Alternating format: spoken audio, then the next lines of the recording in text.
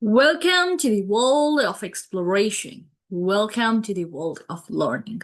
Let's start exploring. Let's start learning. This is your very own educator, teacher, philosopher, guide, mentor, guru, friend, thinker, priest, uh, one and all. And this is the one-stop destination that is English curriculum, wherein we all can meet and wherein we all can discuss and form beautiful bonds, right? All right, so I'll be starting with literary movements in English. It would be chronological, so you have to. It would be in a proper sequence or order. It would be chronologically placed, so you have to stay with me. Stay tuned, right? So we have the first period or the first literary movement that we can say is it's Renaissance, and it is from 1500 to 1660, right? It is from 1500 to 1660. Remember that, right? So the first literary movement is Renaissance. Renaissance. If you have any doubts or queries, you can comment in the chat box or in the comment section below. My YouTubers, along with my paid batch students, you can comment in the app. I'll be responding to your messages, and I can see that some of you wanted this session. My paid batch students requested me to conduct the session, so I am conducting the session. And I also wanted my YouTube students to get a glance and to get a glimpse, so therefore it is for you, it is meant for YouTube, right? So the first literary movement is Renaissance. Renaissance, what do you mean by Renaissance? Renaissance is basically the rebirth, right? The revival, right?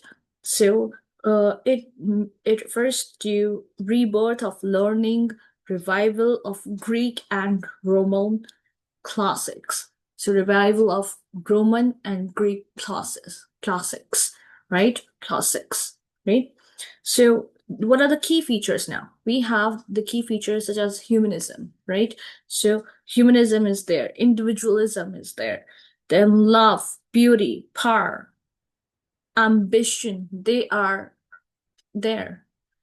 Then sonnet form, sonnet form was uh, was blossoming in this moment, in this literary moment, in Renaissance. Sonnet form was flourishing, right? Then we have major writers: William Shakespeare, right? William Shakespeare, Christopher Marlowe, Edmund Spencer, right? So we also do get to see that how Fairy Queen holds a pivotal place in this period that is Renaissance. So Fairy Queen, right? Which is a major work, right? And Edmund Spencer, Marlowe, Christopher Marlowe, and Shakespeare, they were the writers in this era, in this age, in this literary movement.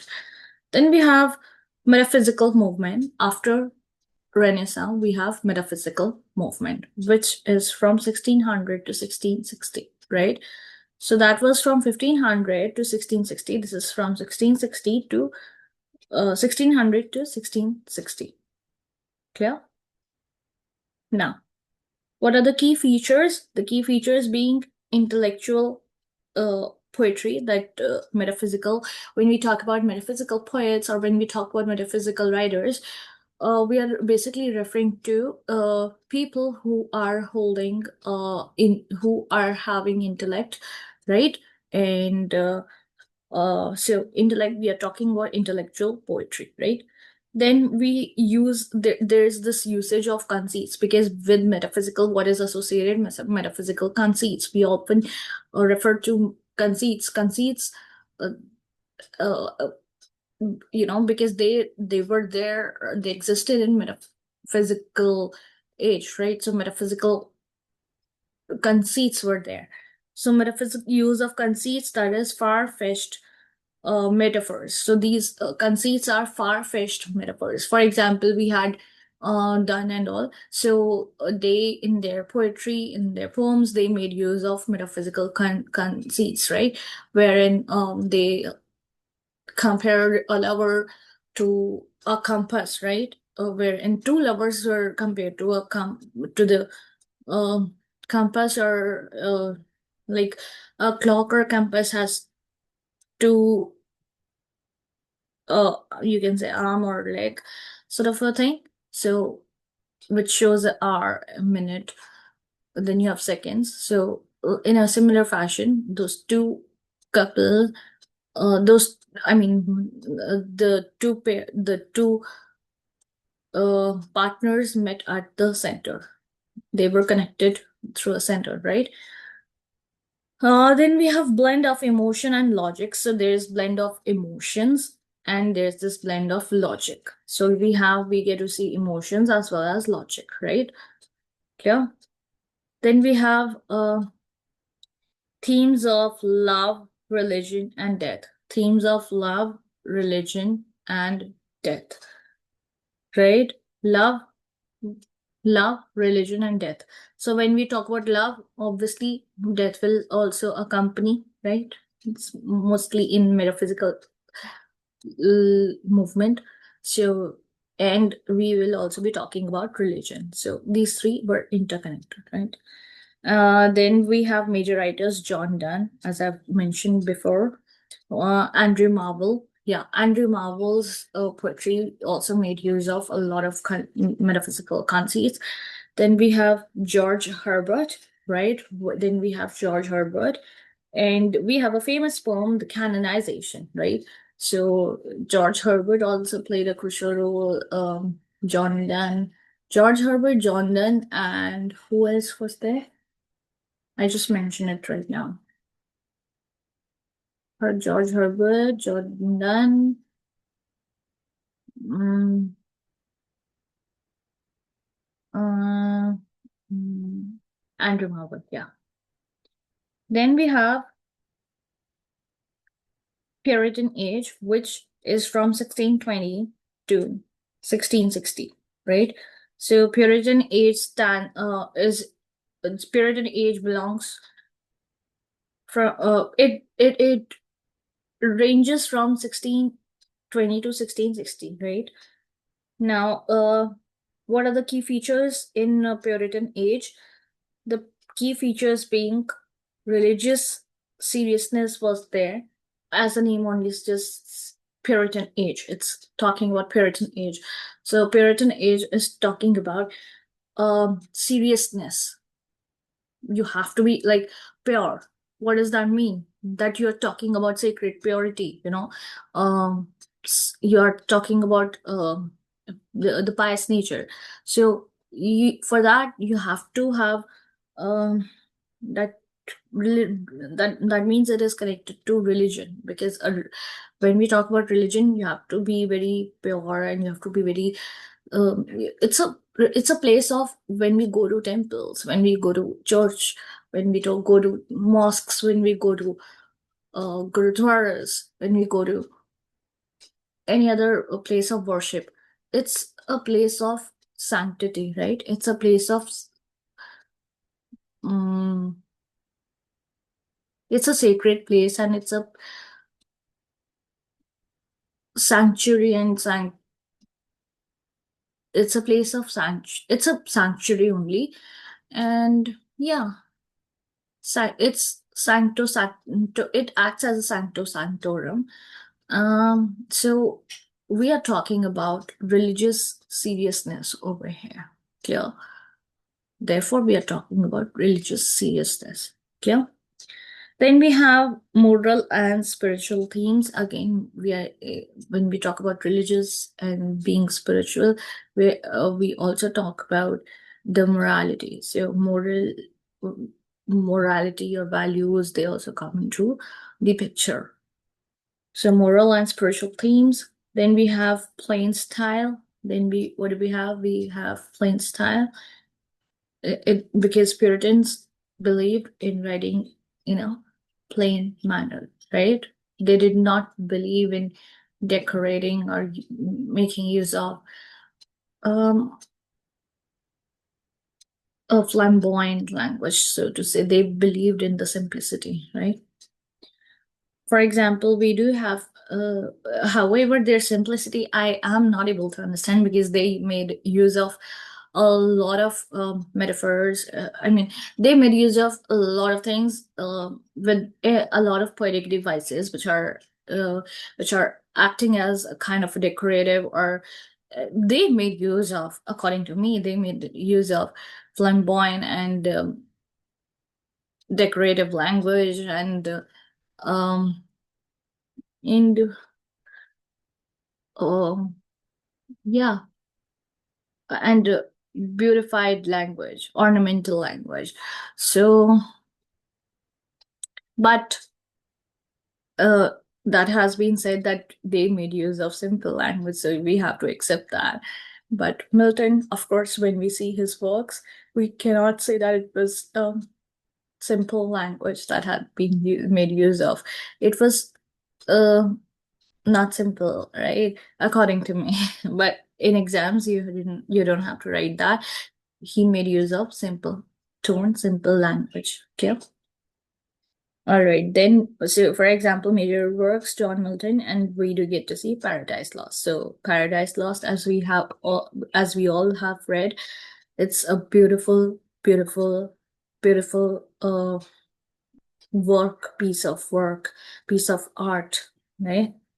Then we have Restoration Age, which is from 1660 to 1700. The key features being satire and wit. So in Restoration Age, because it's as the name only suggests, we are talking about restoring something. So again, there would be usage of wit. Again, there will be usage of humor, satire. You know, satire, that means to mock, right? Satire to that means you are using satire as a tool, as a kind of an instrument in order to make fun of someone. Just like that, it works. Like, for example, if you, this is according to me, that if you're jealous or if you are envious of someone, then you will make use of that person and that person's works, and you will, use satire as an instrument um, to to make that work look ironical, or to make that work look to look down upon that work, as if that work did deserve that kind of attention that it got. But on the other hand, we do get to see that how satire and wit, they are also very important part in literature. They hold a pivotal place in literature, right? So, and then we have comedy of manners. Comedy of manners, do let me know in the comment section below. I am waiting for you guys. I'll give you 1 minute. Write down what do you understand by comedy of manners, what do you understand by comedy of errors, dramatic monologue, and interior monologue. Write down. I'm giving you 1 minute. In the meanwhile, I'm answering your queries for the paid batch.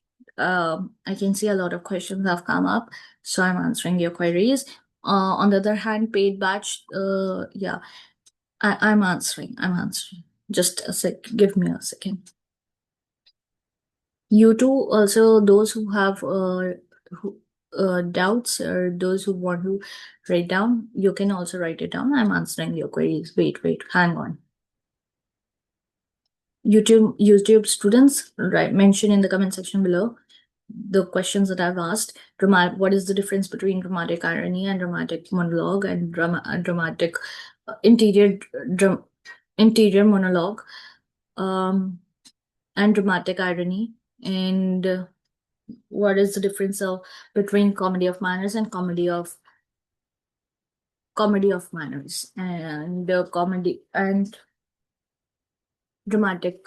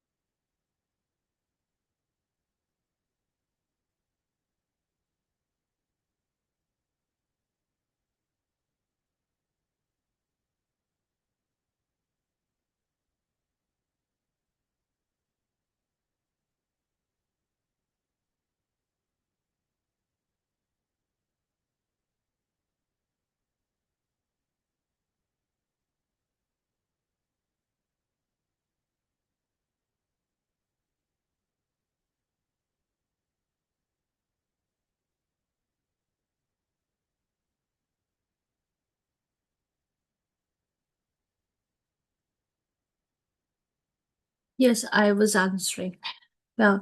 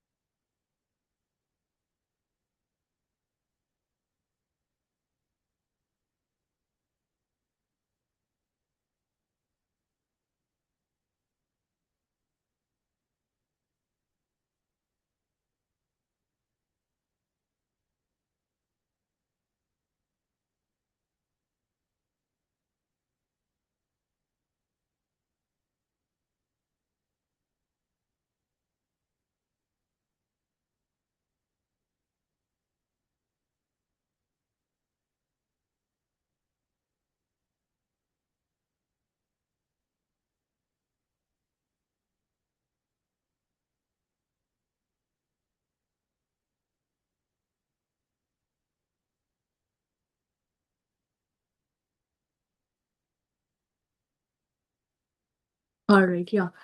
Answering your queries.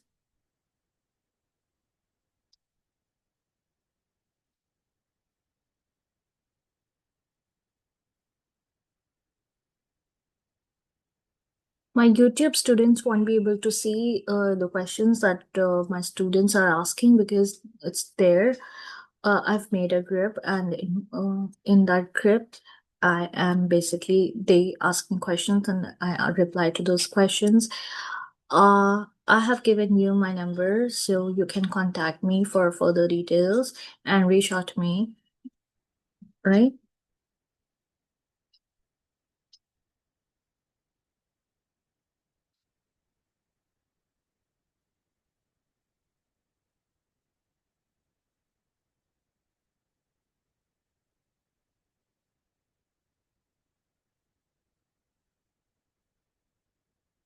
Yeah, wait, guys, wait.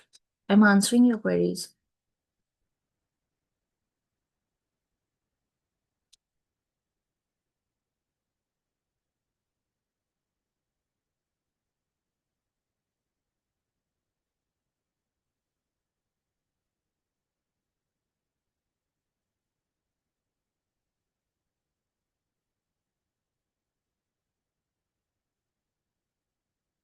Yes. All right. I'll answer your queries, other queries after this class. Right now, I need to finish off with the class as well.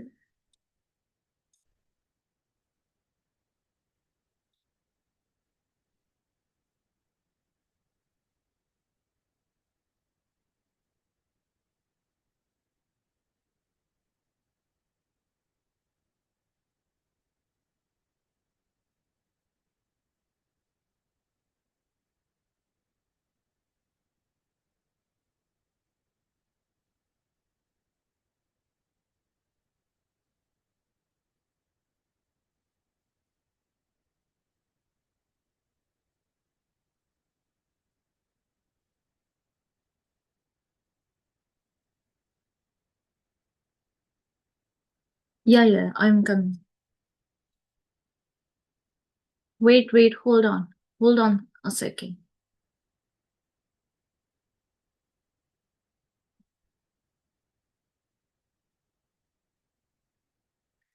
Yeah, I'm coming back.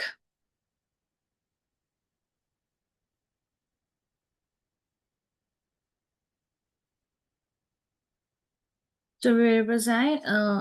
I was basically talking about, yes.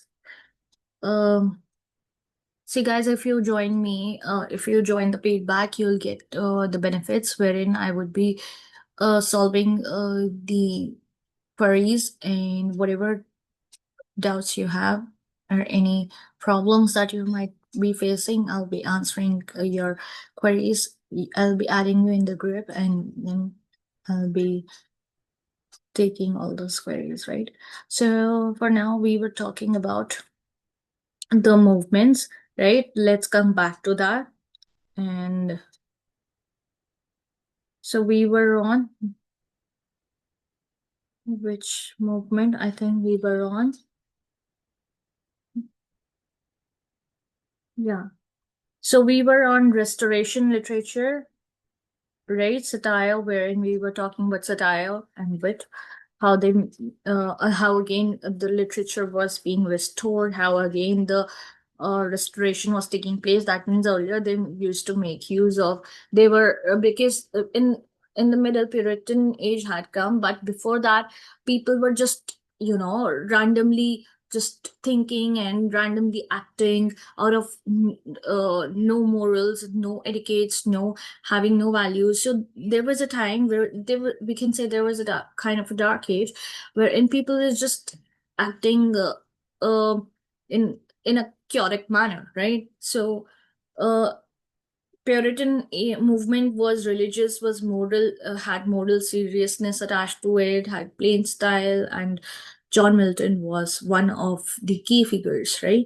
In Restoration figure, we have satire, wit, we have comedy of manners, we have writers like Dryden, we have writers like Congreve, right?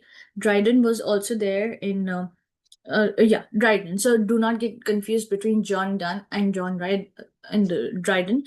Dryden is a part of, or we can say is a major writer in is in Restoration period, or in Restoration age literature, right? Neoclassical, we have neoclassical, or what we call Augustan age, right? Neoclassical, or what we refer to it as Augustan age. It spans between 1700 to 1750. Now, reason, order, discipline, heroic couplets were there, right? Reason, order, discipline, heroic couplets were there. Pope, Swift, Dr. Johnson were there. Pope, Swift, Dr. Johnson were the key writers. So Pope, Swift, Dr. Johnson were the key writers. Jonathan Swift, uh, Pope, and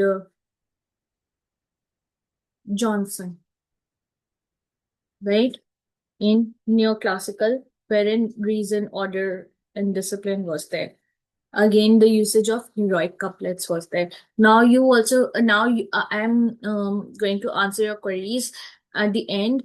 Tell me the difference first. Tell me the difference between heroic couplets, between iambic pentameter, between uh, iambic hexameter, between pentameter, all these meters, right? Comment in the comment section below, write down in the chat box, and let me know, right? Moving on, I'll be answering your queries at the end right now. Now we have romantic periods, right? Simultaneously I'm answering your queries whatever I can. Yeah. Romantic moment, we have emotion, we have imagination, we have nature, right? So in romantic period we do have emotions, we do have romantic nature, we have imagination, right? And we have individual freedom, where an individual uh, is free, right, to do whatever that person is feeling, right? An individual doesn't suppress his or her emotions. So individual freedom is there. Writers like Wordsworth, Coleridge, Keats, Shelley, Byron, they were of this age. So there's Keats, Byron, Shelley, Coleridge were of, and Shelley too were of this age. Then we have Victorian literature. In Victorian literature, we do get to see realism and social. We get to see things that are related with reality, right? So realism is there, social issues are there. Moral realism, that means people actually they, what do they see is coming from reality. So it is not fiction based, it is more of a reality oriented thing, right? I'm answering your queries, guys. I am teaching and I'm answering too. Give me a second, give me a moment to answer. Then we have realism, social issues. Then we have moral seriousness, right? So we get to see morals, how moral seriousness was there. Then we have writers such as Dickens, George Eliot, and Hardy. That means Thomas Hardy or George Eliot um or Charles Dickens, right? So they were there in Victorian literature. And then we have pre-Raphaelite movement, which is from 19th century pre-Raphaelite movement. Um, so we get to see medieval times or medieval themes over here. So how medieval themes have been derived from medieval times, and they have been placed in the pre-Raphaelite movement. Art for beauty was there, so we were focusing on art. So we have art for art's sake also. Comment in the comment section below. Art for art's sake stands for what? So comment in the comment section below. Where is it used? Where is the beauty is used? A thing of beauty is a joy forever. Where it's said by whom? And beauty is truth. Truth is beauty is said by whom? Comment in the comment section below. Right. Then we have art for beauty. Writers such as D.G. Rossetti, Christina Rossetti, they were there. Then we have aesthetic movement, that is late 19th century, art for art's sake. So art for art's sake, you have already got your answer. Guys, if you can hear any noise, just ignore that because some construction work is going on. We can't do anything about it. We can only complain. That's about it, right? That's our job. We have done our work. That's it. Art for art's sake lies in aesthetic movement, which is from late 19th century. Then we have beauty over morality. So beauty over morality. Then we have writers such as Oscar Wilde, right? So they were holding beauty as superior to morality, right? Then we have modernism from 1900 to 1945, wherein we do get to see fragmentation, we do get to see stream of consciousness, alienation. The writers were T.S. Eliot, Virginia Woolf, James Joyce. Then we have postmodernism, that is after 1945, wherein we get to see irony, parody. So the usage of irony, parody, right? Non-linear narratives are there. Non-linear, that means linear is like this, going straight. They were non-linear. They were like this, going like this, haywire, right?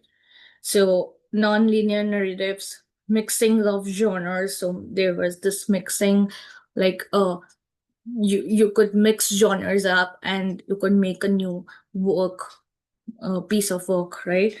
So, for example, writers such as Salman Rushdie and Thomas Pynchon, right? And then we have feminist literary movement, wherein we talk about women's voice and identity, right? So, gender equality, writers such as Virginia Woolf, Margaret Atwood were there. Then we have post-colonial literary movement, wherein we talk about colonial experience and identity and cultural conflict. Writers such as Chinua Achebe, Ngugi wa Thiong's, Salman Rushdie. So post-colonial literary movement includes colonial experience, identity and cultural conflict, right?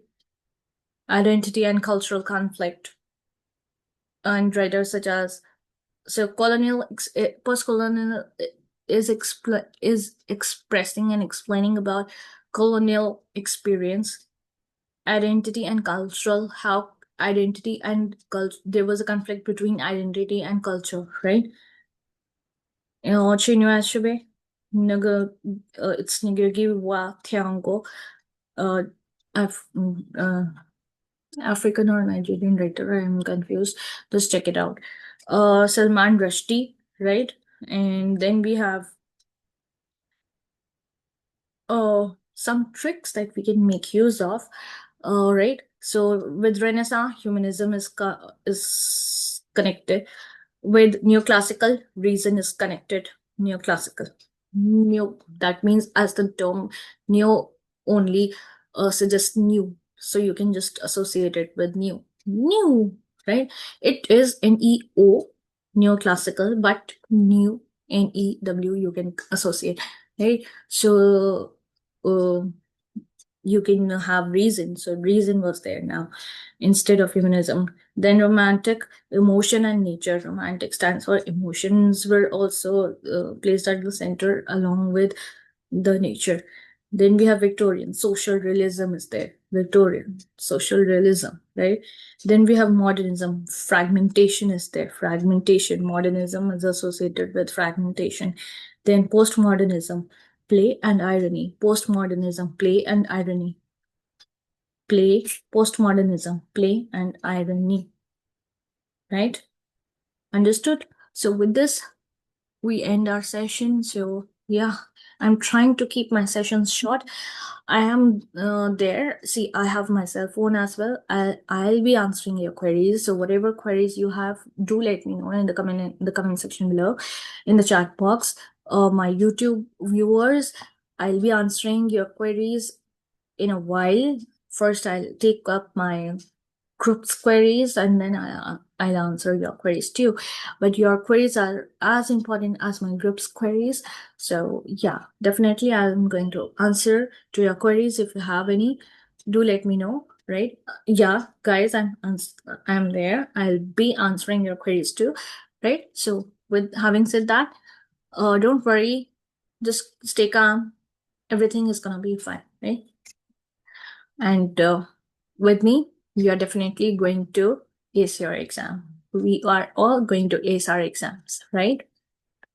All right, so this is Sukriti Joshi, ma'am, signing off.